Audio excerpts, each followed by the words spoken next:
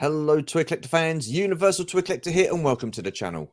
And welcome to another episode of My Collecting Life, the weekly series where I get to chat with you, members of the toy collecting community, about your own personal collections, finding out what got you into collecting in the first place, and what gives you that toy collecting buzz.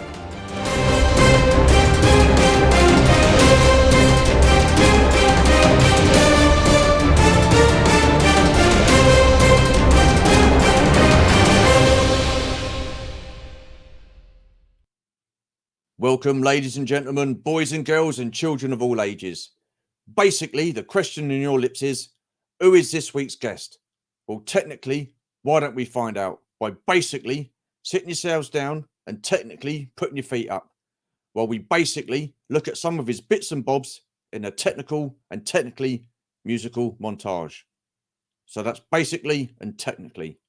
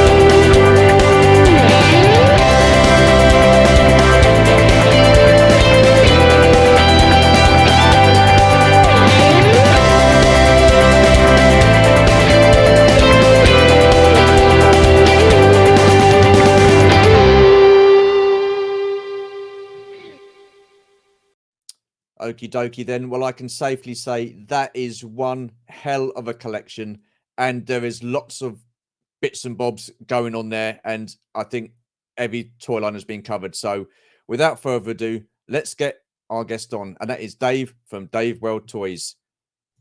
Hello, sir. How are you? Good evening, sir. Good evening. Right. Okay. So I've got 10 questions for you, all about you and your collection. Run time roughly about an hour if we go over. Not to worry. So if you're ready, we'll crack on with the first question. Yep, carry on. Yeah. Awesome. Okay. What toy lines were you into as a kid, and what memories do you have of those toy lines?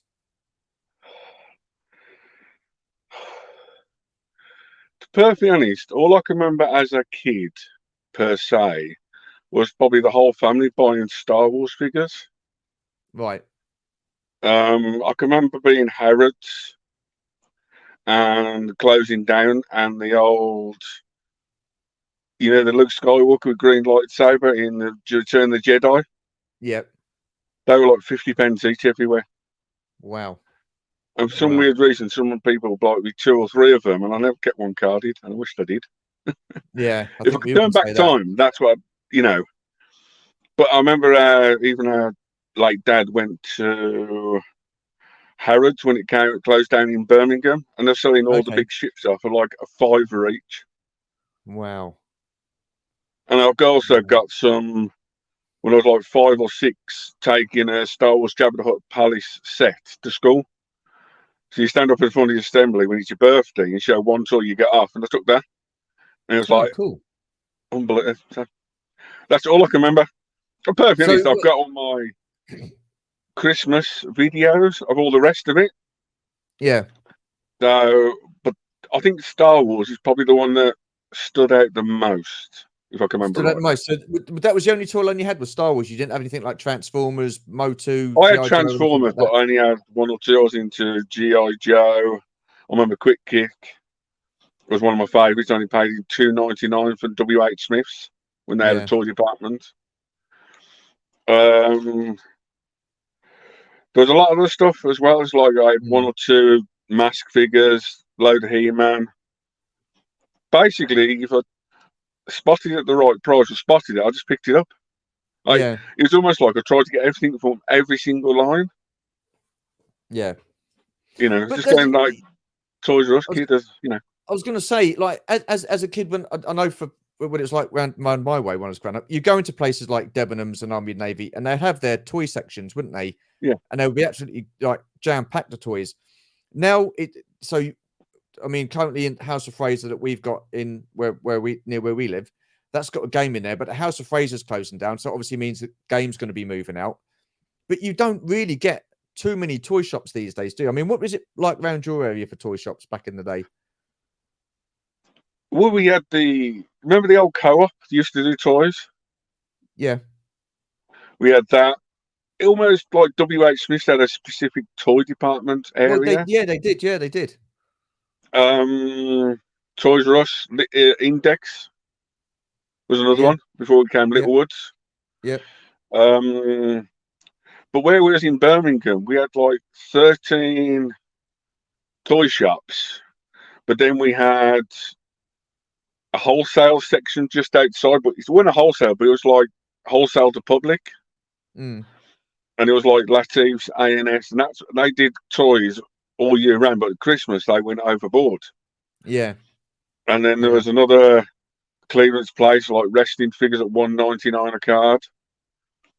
But then we used to travel to like Booker's and cash and carries like that to get them as well. Okay. But then also you get Houghton's, Hamleys. I say Birmingham City Centre used to have literally 20 toy shops. You went around the whole lot. Yeah. Yeah. And some of Blimey. them have got like, perfectly honest, even now some of them are still there, but moved on other stuff. I can still remember them selling toys back in the day. Mm.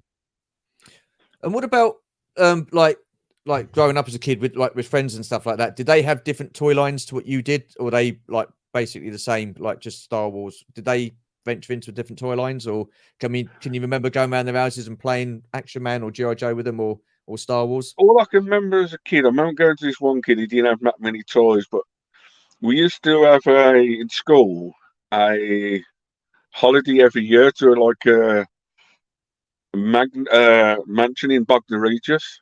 Okay. And literally, we used to go there once a year with school. It was like a school trip for a week. We had everything in the beds like you normally do. But they had their own toy section. I remember seeing Centurions there. And that's how I got into Centurions and all sorts of stuff that I couldn't find in toy shops. It was just in that little section. Okay. It was just, back then I should say, socialise as much. Okay. Perfectly honest. Yeah. What about Saturday morning TV then? Did you watch like things like Transformers, Mask, G.I. Joe, that kind of stuff as a kid? He-Man? Weirdly enough, 32 years ago, for our mum's 40th birthday, we got Sky. Okay. So we had Sky from 40th. So we had the Jetix, like the Sky channels as well. Yeah. So when everyone talked about the prime days for Disney on Sunday morning TV, Yeah. there used to be another character on Saturday. So you watched the stuff like 6 months before you came out in the UK. Yeah. And then I used to love Sunday morning cartoons and everything. Okay. Cool. It was just. Did that not like sort of like spur you on to wanted to get different toy lines, like, or is you quite happy with what you got? You always wondered the toys come out back then because you didn't have the internet. I call it the dark times, yeah. pre-internet. I call it the dark times, which are still. If you give me a choice right now, this era or dark, I'd say dark times. Yeah. Because, like you can't spoil it for other people, or you don't know what's coming out. You need to physically go out to the shops or see what's out there. Or like back in the day, you get your Toy Fair magazine, a couple of American Toy Fair magazines. Yeah. Or you went into a shop, you looked at the back of the boxes, and you see what was coming out, or the little leaflets inside the box. Well, that's it. I remember the leaflets. Yeah. Because I think it was predominantly, as I remember, it was G.I. Joe that had the leaflets. Every time you got a vehicle, or my friend got the vehicle, we'd have a look at the leaflet and see, okay, what's next and stuff like that. You see the different figures. Star Wars never did that, did they? No. It was only later they did it. I think it was more or less Hasbro or Kenner, later Kenner days, but Kenner leafleting, because I've got Batman on Kenner leaflets and that sort of stuff, but not Star Wars at all. Yeah. So, what was your favourite toy line as a kid then, and why? Give me an age. Oh, crikey! Listen, I mean, it doesn't matter what age. I mean, because some people, they will have like 2 or 3 different toy lines as they get older. So so like at the age of 6, you'd like this toy line, then you get to about 7 or 8, and it would change. So, did you have any favourites as a kid, or did you just have predominantly one? Perfectly Stu. I had like £5 pocket money each week, which I spent on toys. Yeah. And then your birthday, where our parents bought me and our brother something just to open up, so that we didn't argue what we got. So you always had them little spurges. I just collected everything and anything at the time. Yeah. I was more into superheroes like the X-Men 90s. I can remember them. Yeah. I was more or less into X-Men. I was into Batman quite big. Yeah. The animated. If you gave me a choice now, I prefer the old Batman 80s, the 90s, than the new versions. Okay. The only reason why they stand up a bit easier, because the new version's got skinny legs and they just can't stand up. Yeah. The Batman animated I absolutely loved as a kid. And then the Batman 88 film, remember, I think that was my first movie I seen in the cinema. Okay. It was either that or Willow. I can't remember which. Willow. I think it was even getting into school times, I went to a school holiday to like Ludlow. I found the Visionaries, the big ship in Visionaries. Yeah. I hid it from all the kids and just stuck it in my suitcase.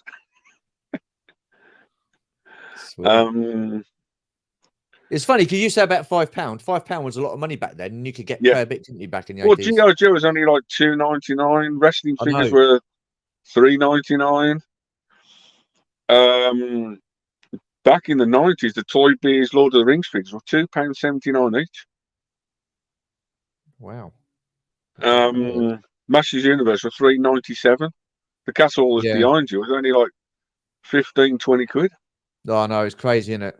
Absolutely crazy. Transformers are like, you know, ridiculous. Mm. And then basically what kicks me into a big spurge was probably the Power Rangers in 1993.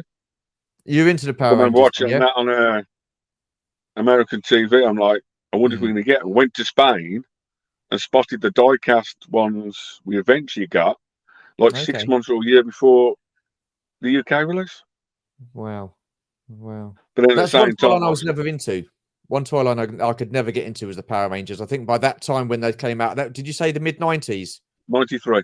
93. Yeah, I'd sort of like, 93, 94 was their hype. So yeah. 93 to 95 was the hype, which Okay. basically it's mainly just the dinosaur range. Right. When they went to Thunder Range, it swingled off a tiny bit. Mm. It was more or less the first 62 episodes where they got the hype around the world and shut down Universal Studios in America. Wow. They had that many people going to it, and Wow.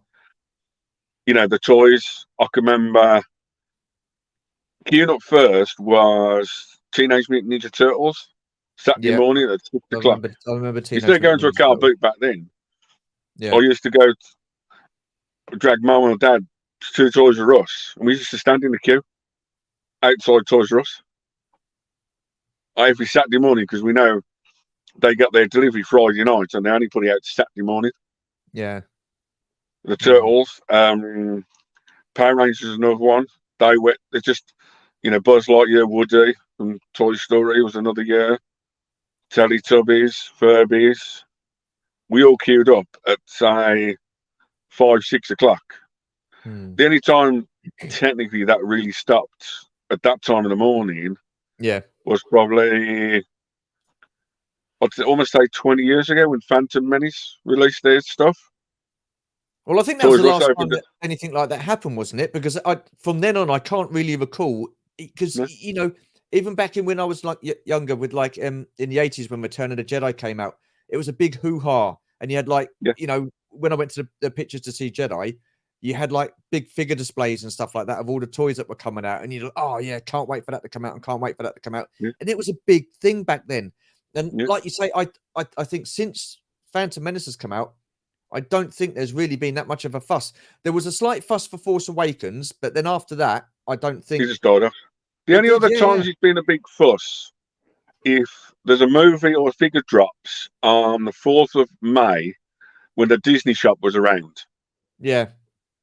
I know that went for 2 or 3 years because they had Disney Store exclusive bags Mm, just for that day, or Disney exclusive just for that day or that morning. And that was like, how long ago? 10 years ago now? yeah. But technically, Mm, Phantom Menace was Toys R Us opened at 12 o'clock and it was 2 full hours full of toys. yeah. You don't get that now, do you? They tried it for Clone Wars, but it just flopped. Mm, Even looking back on YouTube, even the Black Fridays, the specials, you don't get many people searching for them mm, because it's all mm. online. Yeah, yeah. So, when did you stop playing with your toys and become a collector, or did you ever stop? I roughly stopped playing toys when I probably got my first house, roughly about 2000. Right. I still play with them for a bit, but I say roughly 2000 to 2002. I, slightly moved into not telling the storyline of how it works and that sort of stuff, and Don't worry about that. That's fine. I'm more not like like, you don't have to go into that. I'm yeah, not asking for any like personal details. I just wanted mostly to know about when you stopped started 2000, collecting. 2002. I roughly stopped, Yeah. Okay. which So was then about 21 years ago. what got you back into collecting them? I never stopped. You never stopped. Never stopped. Wow. I think I had 1 year which I had a sketchy patch. Mm. But other than that, no, I've never. Perfect honest, toys has really kept me going through more than a lot of people around the world. No, and Yeah. Yeah. Yeah. only like a handful know about me behind the scenes. Know about it. Yeah. Yeah. So when did you think then, because you like, so when did it dawn on you then that you were an actual collector? I always put collecting first, even when I go to, for example, toy fairs and toy shows. Yeah. I've been going to toy fairs and toy shows longer than, like, you probably heard of Showmasters. Yeah. I've been going longer than them, Wow. doing shows longer than them, but I always like helping collectors out Yeah. to a certain point. Then, you know, for the only I've never like took into a business sense like toy fair. I did once for a couple of years Mm. and made ends meet for a bit, but even now I don't do toy fairs to, make the money. I Yeah. more or Well, less meet the collectors, meet the yeah. Go on. and help Sorry. them out. Yeah. I mean, Well, I help was them going to out. say, when did you get into that? Because that was going to be one of my questions. Because I've seen you up at Echo with the stall, and I've seen you at NEC Toy Fair, and so when did you? What got you interested in that? What was the first one that you done? But to be perfectly honest, Stu, about 30 odd years ago, I got into the first ever toy fair, which is the NEC. I went to. That was before the great memorabilia, Yeah. before Showmasters, before any of these events that are now right now. Not think of any other event. There's no other special event at all out there. Mm. I can remember the toy fair, like you said, you did an interview with Alice Potter, but he's Barry Potter Yeah. before them, even before them. Yeah.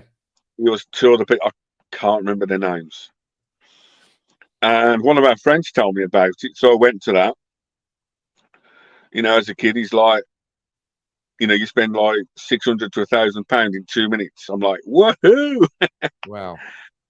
Wow. Back then, but now it's like, for me, it's very hard to spend that because it's not much you're looking for, or if you are, very limited, or something else. Yeah. And then, like, the memorabilia starting up. Yeah. One of our friends said, "Did you ever go to the memorabilia?" The memorabilia is just about to start, which is a guy called Henry Cook from Scotland, which then that was the first place to get like stars in. Yeah. And perfect honest, it was only like £5 to get in at the NEC for the show Yeah. back in the day. Wow. And I got to know one of our friends, Pete. He said I was buying loads off him, buying loads off others. Even our Pete says, "Do you want to come and help me one day?" So I went and helped him. Yeah. And then they technically keep putting the prices up to get in, and the car park went up. And I had that much toys back. Our mum and dad had like a 5-bedroom house. I used to fill 3 of them back in the Wow. day. Yeah. Wow. I was trying to find some of them pictures just exclusively for your channel, like Yeah. you seen in the intro. Yeah. I've never showed most of the people ever them picture. I thought I'd do something different for Wow. every live stream I go on to. So that one was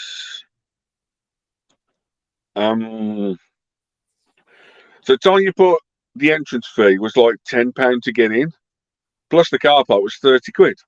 Wow. Jesus. And then when you looked at it, the tables back then were only £60 at an AC fair for 2 days. Yeah.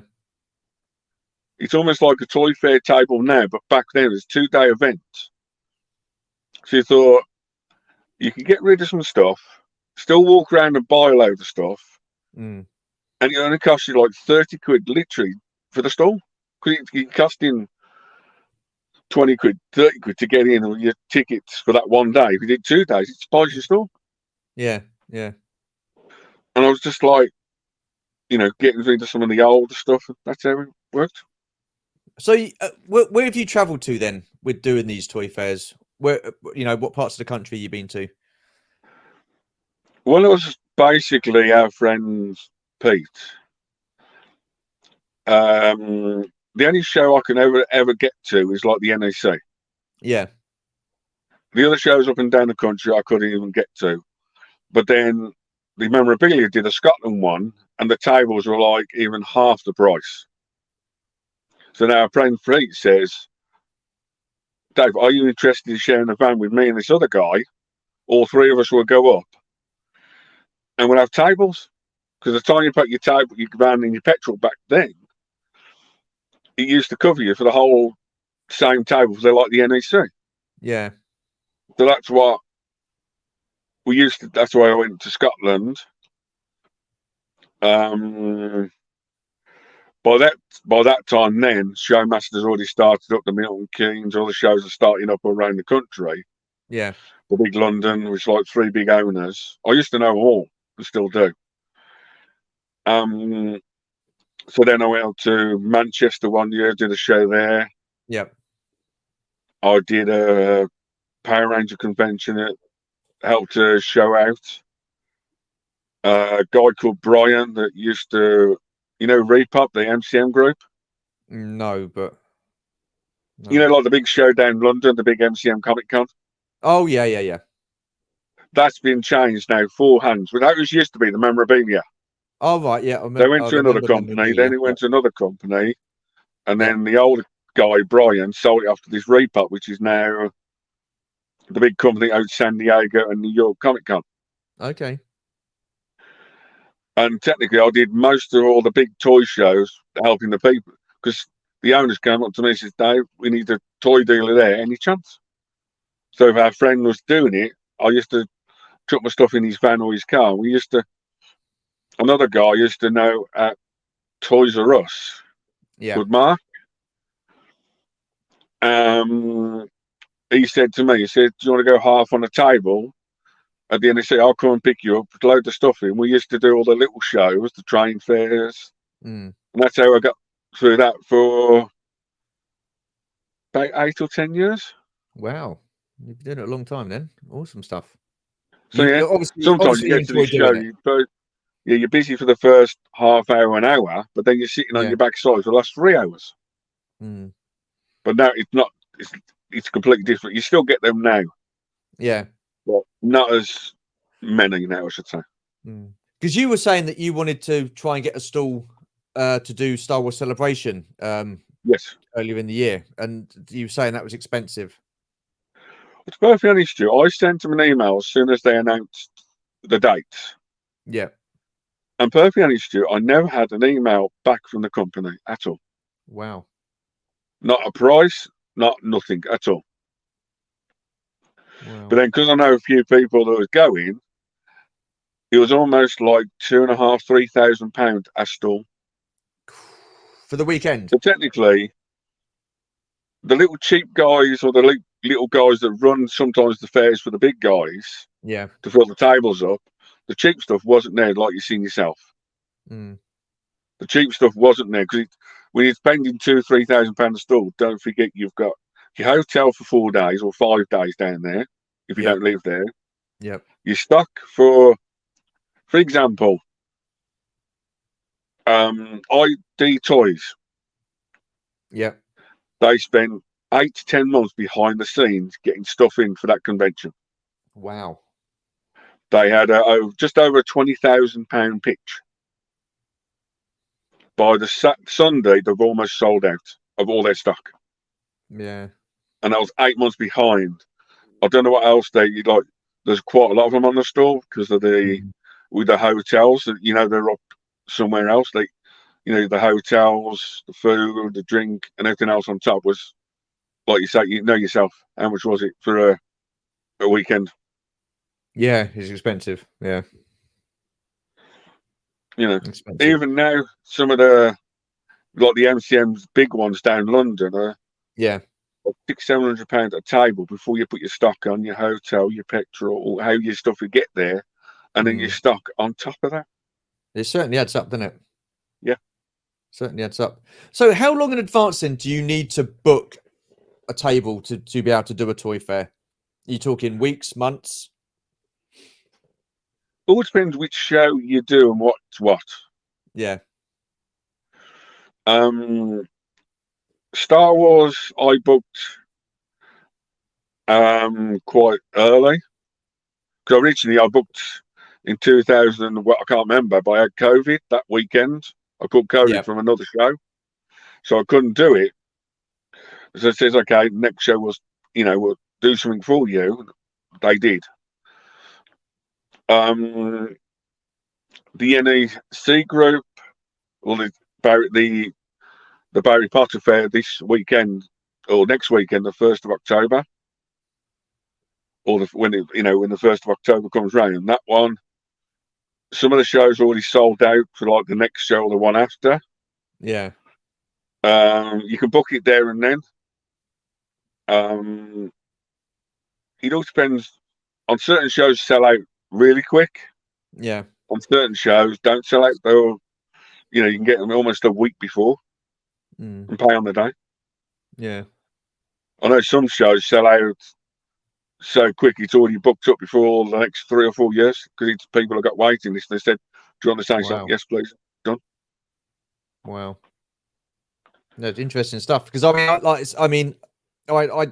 to take my hat off to you because the store you did at Echo earlier in the year, I thought that was superb. I mean, there's a lot of time and effort went into that, and that was awesome stuff. So I really like that. And then I've seen you up in NEC before. About 2 or 3 months to build. Yeah. It's mad. For some reason, I don't know why. For the first show, sometimes the first show I ever go to, when I go there first time, I always go above, beyond, and completely unusual and different. Yeah.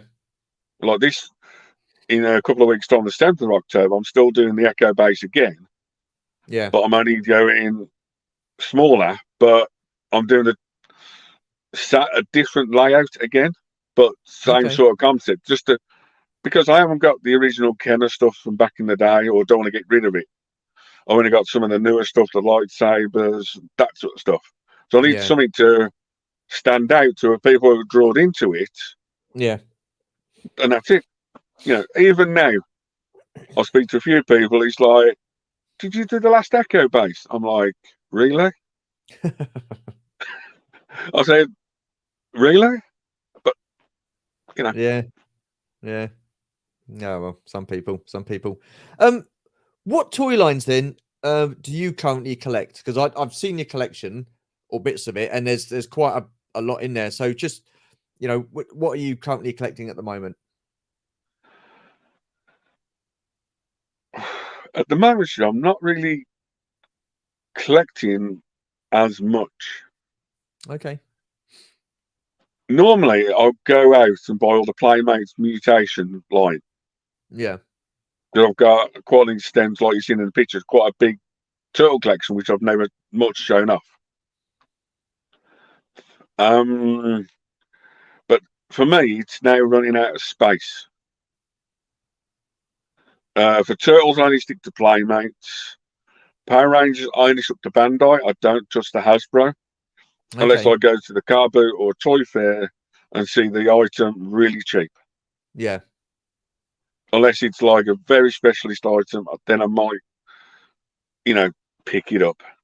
But if something catches me at the right price, because I know I can flip it as a collector to another collector or to another collector, eventually, for example, I picked up a load of He-Man stuff. I'll sit on that for a bit, and that sort of stuff across time. But the last technically biggest line I went into, do you know the Masters Universe Netflix cartoon series? Yeah. I'm only missing 5 or 6 pieces out of the whole collection. Is that the Revelations or the other one they did? The other one, the cartoon, the CGI cartoon one. Yeah, I know the one you mean, yeah.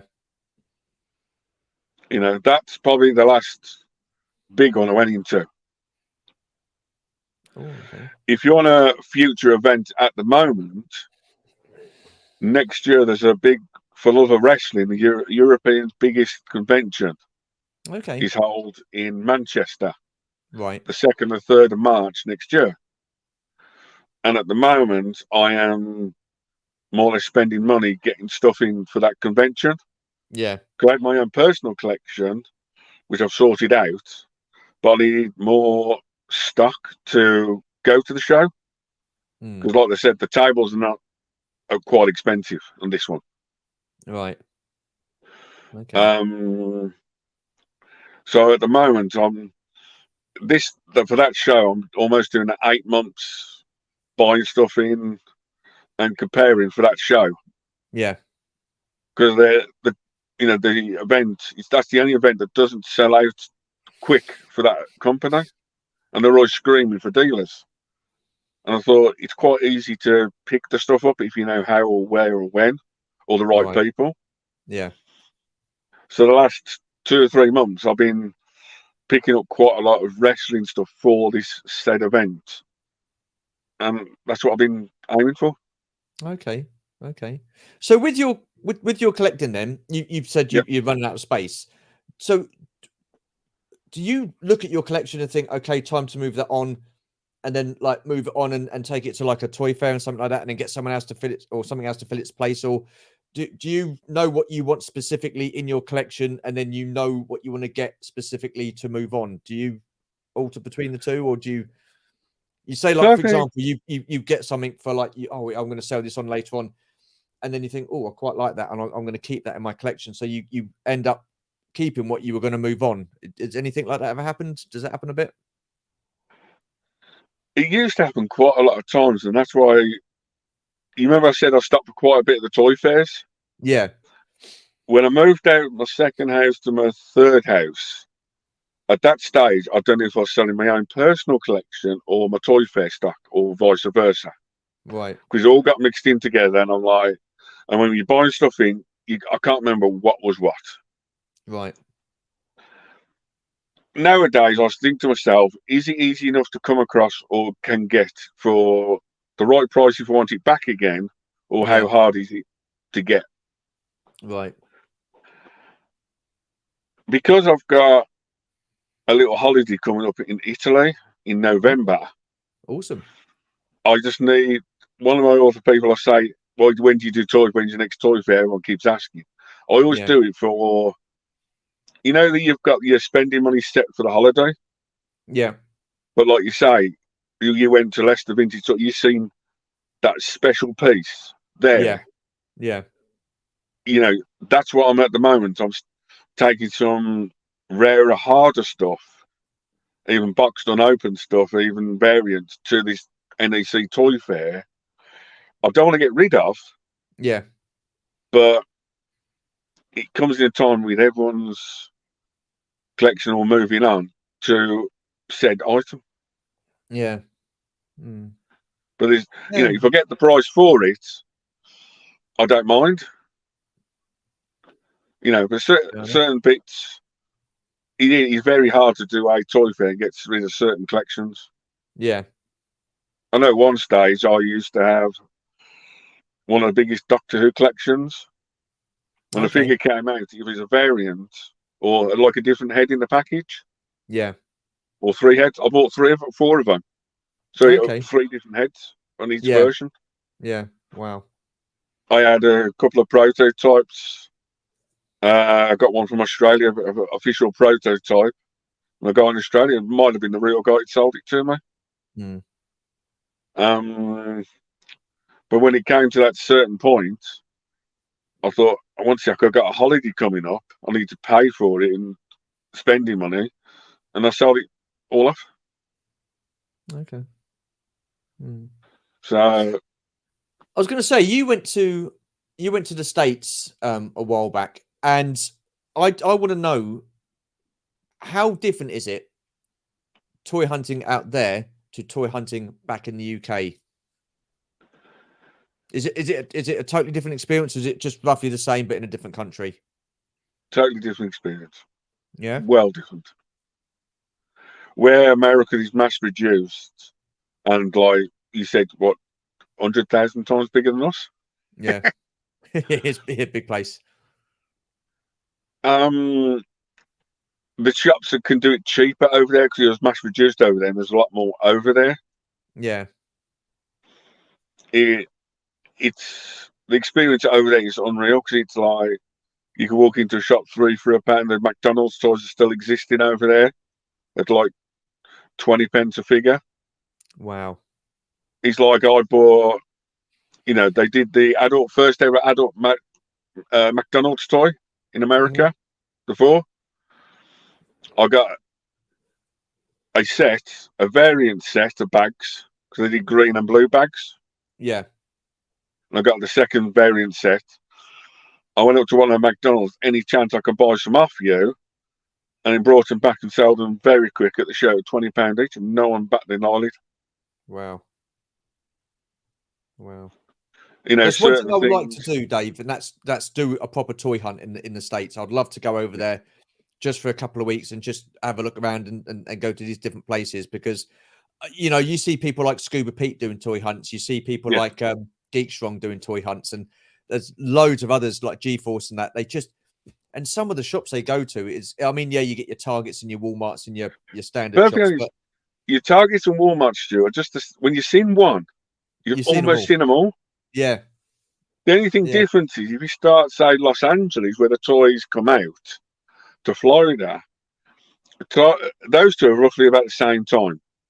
But in the middle, you wait up to 3 or 4 months. I went to some places, he's only spotted one item at the beginning, and it was on the last day I picked it up again because it weren't out the whole trip. And then the amount of, like,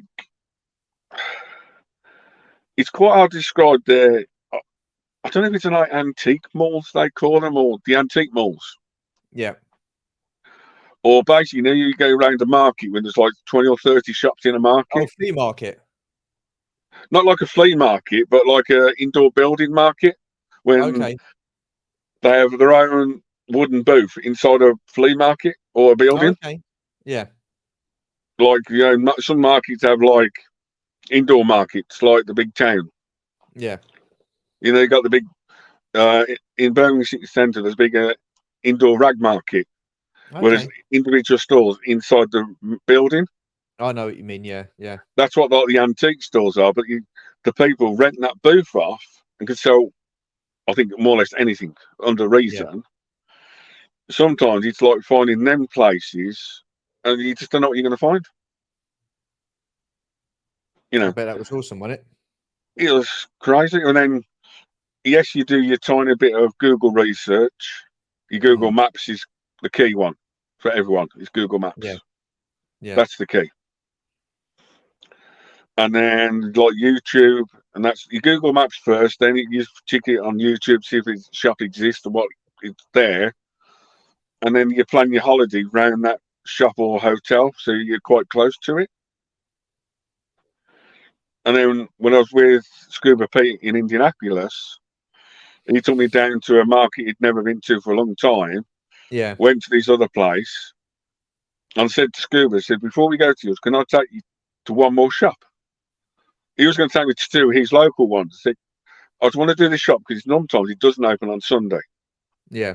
He's never been to it, and he's literally 10 miles around the corner. He'd never heard of it. Wow. And he went in there, he's like a kid in a the guy is like G.I. Joe's for 20 quid complete. Wow. Back in the day.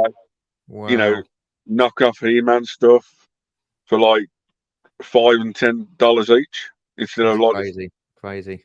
He never changed his prices, and it's a little. And Scuba was like, yeah. I bet. Yeah, I bet. The thing is, it's like I went to Nerd Base, and I walked in there, and just seeing the walls stacked of figures, and I just thought, that's how shops used to be. That's how they used to be in the 80s. You don't get to see that often now. Well, if at all, only if you go to these specialist shops, you know. Yeah. And then there's a place up in Blackpool we went to, Eye Collections or Eye Collectibles. He's quite a good chap. He's got, oh, what a place that is. He's also got another shop down 3 doors down, which is really good. Well, it's his warehouse. You've also got the Bronk collectible guy, which is the other end, which is the museum upstairs. Isn't it? Is it Brook Collectibles or something like that? Yeah. But then just up the corner from that is Rower's Jawas Palace. Right. Which is just off the high street, which is not like a Spanish square, just round the corner. Yeah. It's a little shop, but once again, he's full of glass cabinets, full of figures and toys. Yeah. No, it's I know I've about got to all say, three of it's them. just seeing those like stacks and stacks of figures there. I was like, wow, this just reminds me back in the 80s when you go into like Yeah, a proper like Toys R Us and something like that. So yeah. but the thing is, maybe it's me being ignorant, but those shops or those kind of places in the UK, I think, are very few and far between. I know you've got Leicester Vintage. Again, that was like a gold mine. Yeah. It's just Certainly fantastic in the going in UK, there. you've virtually got Leicester Vintage Toys, which is Midlands. Yeah, Nerd Places is down there. yeah. Another shop in the Midlands is his entertainment world, but he does comic Okay. books, games, and that's quite a decent shop, but sometimes a bit expensive. But he Yeah. knows his market. Mm, It's only like 5-10 minutes from the NAC, just like okay. Coventry Road, that Yeah. area. But other than that, there ain't many. Well, you got Forbidden Planet, but they Yeah, predominantly do sort of take like the away the modern like day stuff, specialist don't they? shops. Yeah, Yeah, yeah. You know, I there's liked another finding that little sort of shop antique in stuff. Wolverhampton. There's 2 shops in Wolverhampton that are quite. You could walk in and it's like, whoa, glass cabinets full of toys, vintage, and that Mm, trains, a bit of everything. mm. There ain't many. No, I was going to say. There's not many. I'm going up to Liverpool on the 21st of October because there's an event. But I know Okay. there's 2. There's a specialist shop I know I'm going to, and I found a second one I've never Yeah. been to. But the pictures and everything else looks absolutely amazing. So I'm like, Mm. Dave, what got yep. you into doing a YouTube channel, and who were your influences, if you had any? Perfect honest, Stu. One of the main reasons I wanted to do this is one, the biggest reason is probably, honestly, insurance. When it came to the insurances, the more evidence you can give them or you can show them, even in videos, pictures, or receipts, the more you can pay out and that sort of stuff. Yeah. For me, I've always been, before the 3.5 years I started officially doing YouTube, I was one of these people who loved looking at collections but hated showing it off at all. Yeah. I hated showing it off because even back in the day, I showed off our friend. He says, "Would you mind if one of our friends came round?" And then that friend nicked from me 2 figures. All right. And Blimey. I was always a bit wary of that type of stuff. Even to Mm. this date, when I say to people back in the original start of the conversation, where the guy said, "Have you got this weapon for this toy?" I said, "Is it for your personal self?" 100% yes. They're giving you the right answers, right vibes. Maybe 2 weeks later, they're selling it all off. Yeah, not good, is it? No. And it's like, and a few bits like that, I've given a few bits in the past away. He said, "Do you want anything?" He says, "No, if it's for your personal collection, I don't mind helping you out." And now it's like, I go to the toy fairs and knock as lowest price I can do, or if I know them, I'll do special deals and just Yeah. do them that sort of stuff. Mm. So what about But what about content wise? I mean, do you? I mean, you did your Sunday chats and stuff like that. the Will they be Sunday coming back? chats, I started off because I was like, I'm still going to carry on the Sunday chats now when it comes down to the winter. Okay. Because of the Sunday chats when I started it, I had so many people in mind that weren't working or going to car boots or nothing out of the season. Yeah. Right. Because Okay. sometimes, yourself, you don't want to say do a Friday night because of some people, Thursday night because of some people. You might Yeah. lose your audience or your group you're in or something like that. So I already knew the people already, and I've got already lined up already when I get round to it. And even I asked them, when you get to half hour, an hour, I'll do a pre-live stream with you, not even live. Just let me know, and I'll put it as a premiere. I'll watch you and answer all the comments in the chat. Yeah. So even that, I've got 5 or 6 people lined up soon again, hopefully. Oh, cool. I've got a couple of big shops coming on as well, which everyone Awesome. deals with. Yeah. As well. Cool. I was thinking of doing a toy fair one again, but I've had at least on a few times, so it's the only thing I'd say about toy fair, the cash machine's not might be working at the show again. Mm. I don't know why. I don't know what's going on with them. I don't know. But I've got certain big things coming up, and then now for the YouTube, it's just I've met so many people through it, and even now people still don't come up to me. So, I've had a few people when I said doing the live chats that I really enjoyed that live chat. I really got a lot of fun that said live chat. Yeah.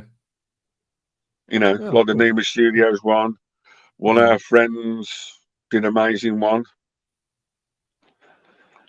Because I know I've been buying and all their big people and all the big collectors, all the organisers around the world. Yeah. If I asked them nicely and give them time, they would come on my channel. Oh, cool. Cool. Here's some of the big, as for influences, and I wanted to do like a showcase. Yeah. Because I'm not technical whiz and anything else. I just put my pictures into a little program I know. Yeah. Put the intro in, put the thing in, watermark it, and put it out. Put the music up. Done. Yeah.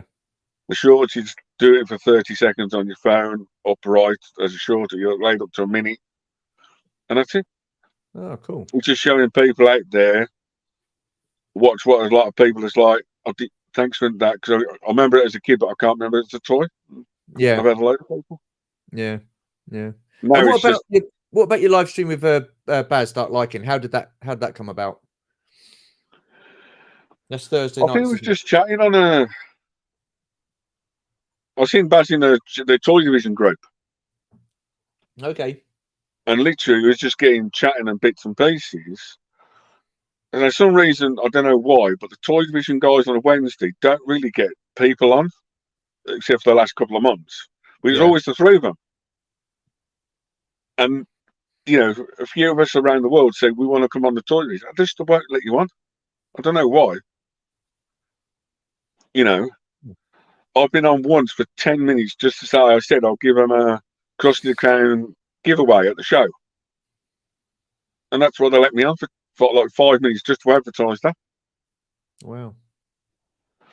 Yes, it's the three of them. They use the three of them, but yes, recently they have got more people coming onto the stream.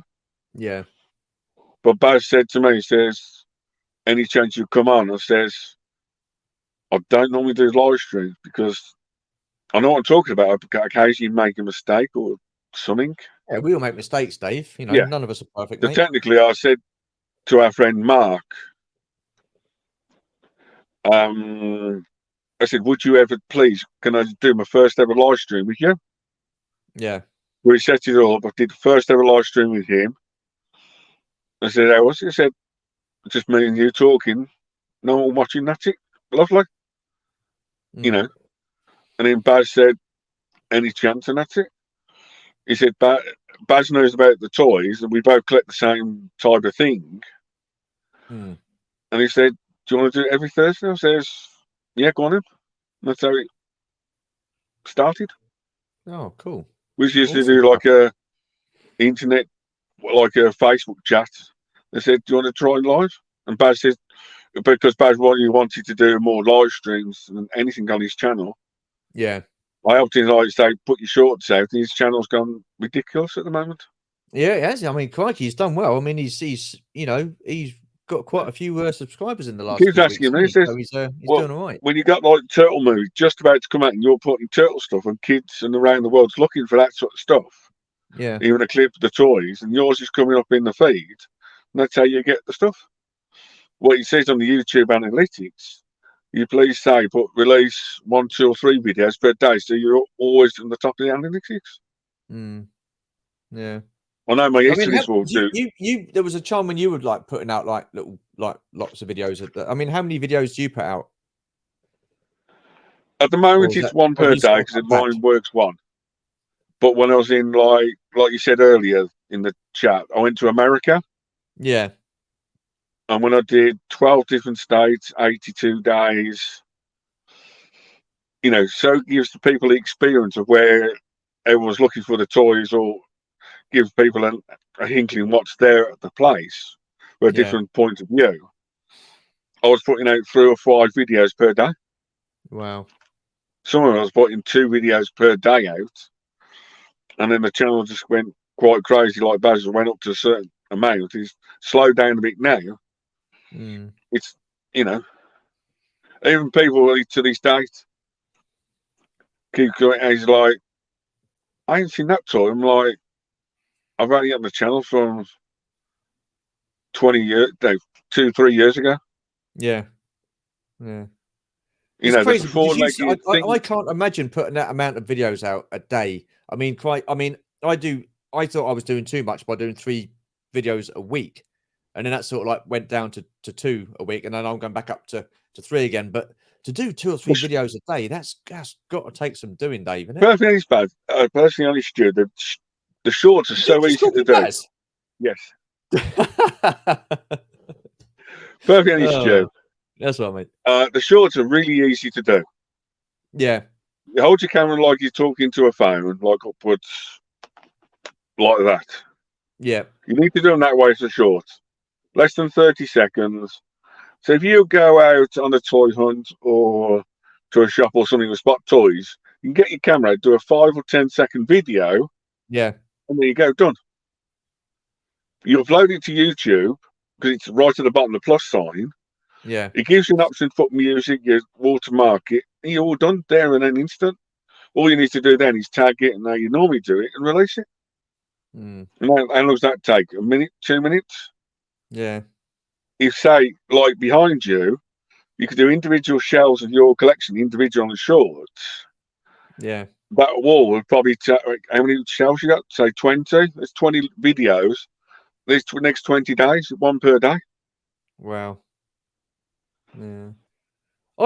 There's one thing I've never got into really is doing shorts, and I'm not saying I'll never do shorts, but at the moment I'm quite happy with the kind of content that I'm doing. But who knows? Things can change. You actually getting the views on your normal videos, and that's what works for a lot of people. If you do shorts, it might take away from your normal videos or your normal content. Well, that's the thing, isn't it? It's all about pushing shorts. Is it the algorithm? I have no idea. I don't know what I'm talking about with this algorithm stuff. It's like it just goes over my head. So, like I say, I just do the videos and put them out. I mean, sometimes sometimes the only good thing with the algorithm or YouTube, there's a YouTube app called YouTube Studio. Yeah. If you look on that, you can then see in dark purple which is the highest amount of times someone watches your video.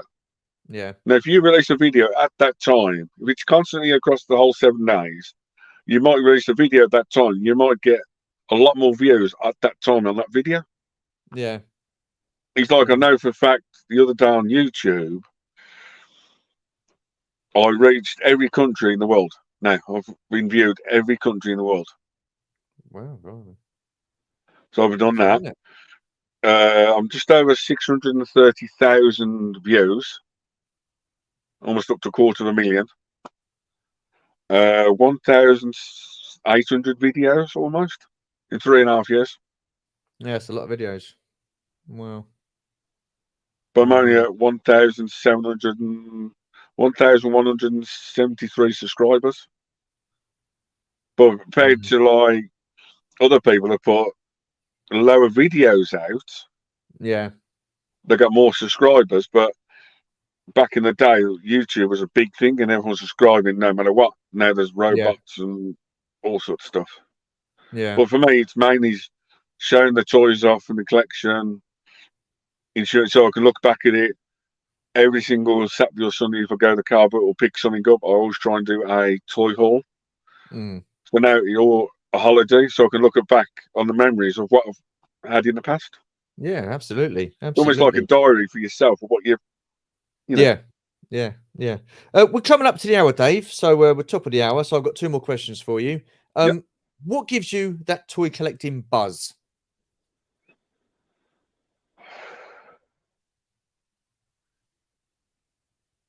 I don't know anymore. because I don't like the internet too much. You can't see the toys, like I said, dark times. You Yeah. can't see it in the shops. Yeah. The only good thing is now, if you see it in the internet, you good chance it might come out. Mm. Do you still have that butterfly effect to go and find that said item or items? Mm. For me, it's still going out. For me, I still like going out to once a week or something, even to find one toy or nothing, to like the Yeah. local charity shops. And sometimes you go into a charity shop and say, that shouldn't be in a charity shop, or they've never got released in the UK, or something like that, Mm. you know. Or, for example, like the NEC Toy Fair, you know, you don't know what to expect. You don't know what to expect till you get there. Yeah. Yeah. Or the prices, or what you're going to see, or what you know. You got the certain people that might say what you're taking, that sort of stuff, or what not you take. That type of stuff. Mm. You know, When you go for to me, when you it's go like to a going to toy an fair, event. when you go to a toy fair, do you know what and you want to get something? Do you have in mind what you want to get, or do you just go with an empty mind and then just go and have a look around and whatever it is that catches your eye, you get that, or do you have something in mind when you go to a toy fair? The last toy fair I did that, I wanted to walk around and specifically. I don't go with anything in mind. I used Right. to. Yeah. The last time I ever did that, I bought quite a few things from Nema Studios. Great guy, Nick. But before I even got to the show, I would have spent £200 on stuff before I even got to the show. Wow. And I'm like, that's without even walking through the door and spotting anything out of 550 stalls. And I'm like, I can't keep up with it, or can't keep doing it all the time. Yeah, well, it's expensive. Yeah, yeah. Yeah. So the last one, I always set myself a little budget, or the problem is, honestly, Stu, 4 years ago, next Saturday, the 30th, the day before the toy fair, our dad passed away. Oh, I'm sorry to hear that, mate. And he used to be he could sell stand to Egypts. You know what I mean? He had that selling bug. You know, when you see Yeah. a car Yeah. booth or something, he's the selling bug person. Yeah. And perfectly honest, when he was around, I know I could walk away from the store and no problems whatsoever. Yeah. He occasionally rang me up, says, how much is this? Or can you please come back and explain this to this kid or Yeah. something? And now, because it's very hard trusting people, trusting the element, or everyone comes now to see you Yeah. as well, you can't really leave the store. And then basically, when you got a mindset of selling stuff, you don't really want to walk around. Yeah. I think the last show I did it, a guy literally a couple of miles up from me had some fast forward turtle figures, the mutation turtles, the rare ones, carded. Yeah. Yeah. And I just went up and bought all three because I had one already. I bought the other three carded. Oh, cool. Bit of a buggery because one's European and one's American card, so it's like, Yeah. but you know. There you go. If I've got like a Star Wars event like the week after, I might go and have a quick look around and see if there's any Star Wars bits cheap. Yeah. But even back in the day, some of the shows, people coming up to me at certain shows, bring me collections or got this, or this, and that sort of stuff. And sometimes that's what I did. I know I've ordered a few bits at the NEC show on the 1st of October. I'm picking up off a friend or two friends. Yeah. But that's technically just to make my stall look better another show. And Yeah. that's it. Okay. Cool. So the next show, perfect, is because I've got a holiday coming up and I don't need to worry about the stall or Yeah. anything. I'd rather save money or something for that experience. Yeah. Okay. Awesome. Awesome. Right. Last question, Dave. Last one. Ready for this one? What does your collection mean to you, mate? It means more than you don't realise. It means more to me than you... Unbelievable. Okay. It's right hard to put it into words how much this collection means to me, unless you know me as myself. Yeah. There's not many people know the full story of me, and probably won't ever. Okay. But well, that's not what we're here for. That's not what we're here for. That's not what we're having this discussion. I don't want to know the ins and outs of a duck's arsehole. It's just I just want to know at a little bit the moment, about you, this about your toy collection and stuff collection like has that. got me through some of the worst times of my life ever. Yeah. Because, like you say, I said to our friends, a couple of our friends, and other people, even to Baz sometimes, I says, do me a favour, close your eyes, yeah, or go into your toy room, like you are now, close your eyes, and block everything else out if you can, open your eyes and look at that collection and say, I've been around the world, I have got through friends, you know where that figure comes from, you know X, Y, Z, the history of that toy or experience, how you've got it. Yeah. And my collection means more to me than anything. Cool. You know, that's awesome, and I like that, and I get where you're coming from. I come in here and I can sit and just look at these toys, and I can. You're right. Everything else goes away. Yeah. I can sit and look at my vintage Star Wars figures, and you can almost say you got that from. Oh, that was from Echo Base Live last week. Yeah, it's like the toy official real toy collectors can look at a room and say, "Oh, we got that from. Oh, I got that from Echo Base Live last year," or I got that from the shop last week. And I'm looking at three figures. It's like the hassles I went through to get them three figures. The story behind the figure or the toy, that's it. It's like even now, once again, I changed my insurance company, or a new one took it over. And the first question is, how many figures you got? I said, or items you got. I says, if I knew that, that's mad. it's like you say, a He-Man's got 5 items per figure, isn't it? Yeah. The figure itself, the strap along the thing, the sword, the shield, and the axe. And if it comes to the new version, it may come with stands. So there's the 6 item. That's 6 items for that one figure. Wow. Now, technically, if you're taking it to Origins line, you could put another 4 items on it because you got the arms, the legs, the body, and the head. Yeah. Well, It's always been, are they saying item or because, like you say, Star Wars weapons original are worth more than the probably figure itself. Originals. Yes, I know. Yeah, pain in the ass that is. But and when they say new for old, what do you do? Yeah, absolutely. But no, the collection, you know, I'll probably never show a perfect history. I made a laughing joke with our friend Mark. And I said, the last ever video you'll see on this channel will be me walking around the whole collection. And that will be the last video. That's where my channel will ever stop or go. That's my plan for my last video. Is that's the plan. Wow. Okay, well, unless I technically come across a big warehouse or money or something that I can put it on display, like in toy museums, like I've been to around the world. Yeah. That's my ultimate dream, is to put everything on display in a toy museum, even if it's for 1 year. I've done it, but it needs to. You know what I mean? Yeah.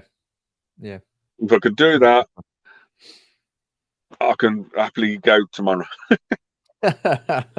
Bless you. Dave, it's been fantastic chatting to you, mate. Thank you so much for taking the time out to do this. It means a lot. You're welcome. Where can people find you on social media? We find me at DavidWorldToys at more or less YouTube and Instagram is my 2 main ones to use. Facebook, I'm also mainly just advertising on that if you want to get me on that way. I have got the Twitter or X as well. So that's the 3 main things. I don't normally advertise where I'm going because I want to surprise people of when I turn up. And I like to turn up and say, be surprised. Yep. But for future events, 1st of October, NEC Toy Fair. The week after, Redditch Kingfisher Shopping Centre, Echo Base Live.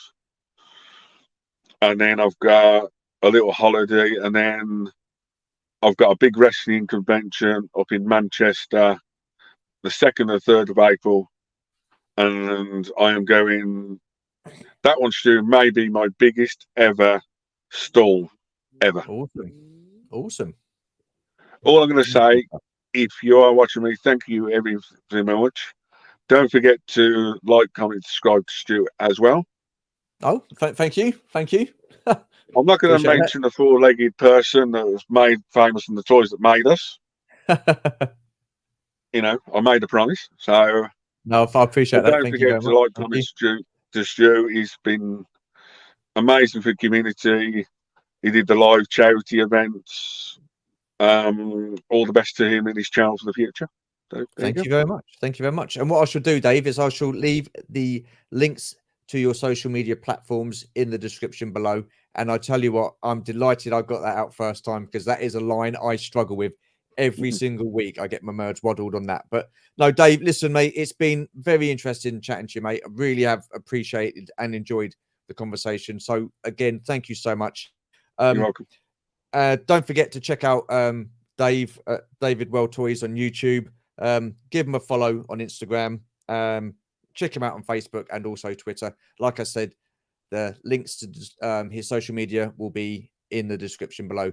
Any case, if you have stayed and watched to the end, thank you very much. Always appreciate your support. Thank you so much for watching. Take care, stay safe, and we shall see you in the next video. And bye for now. Cheers now.